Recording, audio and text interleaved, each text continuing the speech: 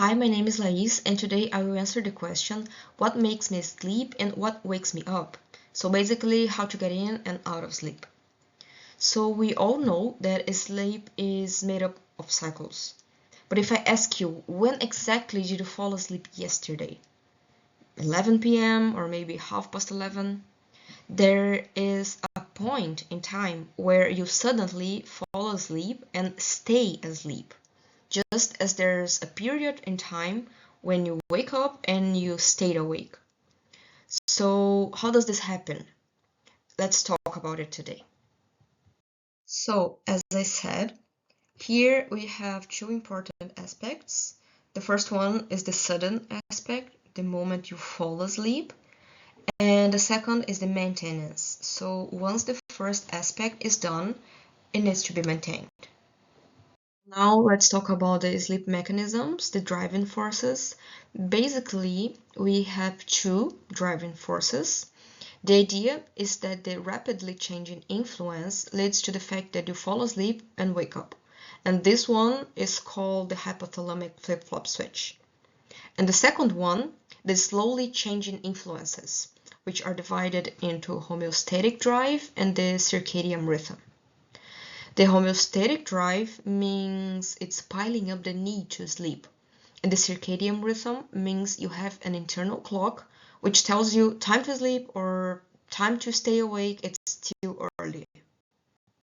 We will discuss now the hypothalamic flip-flop switch. So basically here we have two elements, the ventrolateral preoptic nucleus and the tuberomammillary nucleus. Here we can say that the ventrolateral preoptic nucleus, they are the sleeping neurons, and here we have the waking up neurons. And they both indicate a reciprocal inhibitory interaction, which means that if the neurons in the ventrolateral preoptic nucleus have the upper hand and are active, they will inhibit the neurons in the tuberomammillary nucleus and you will stay asleep. On the other hand, if the neurons here have the upper hand and are active, they will inhibit the neurons in the sleeping neurons in the ventrolateral preoptic nucleus and you will stay awake. And this is the nature of the flip-flop. When it flips, you sleep, and when it flops, you wake up and remain in that state. We combine what I just said with the homeostatic drive. This nucleus here, the orange one, drives sleep, and this one drives being awake. So there are some signals that pile up more and more here. The longer you are awake, it pushes the need to sleep up. So after some hours, for example, 12 or 16 or 20 hours, it pushes so strongly that those neurons here get the upper hand and then the flip-flop flips and you fall asleep.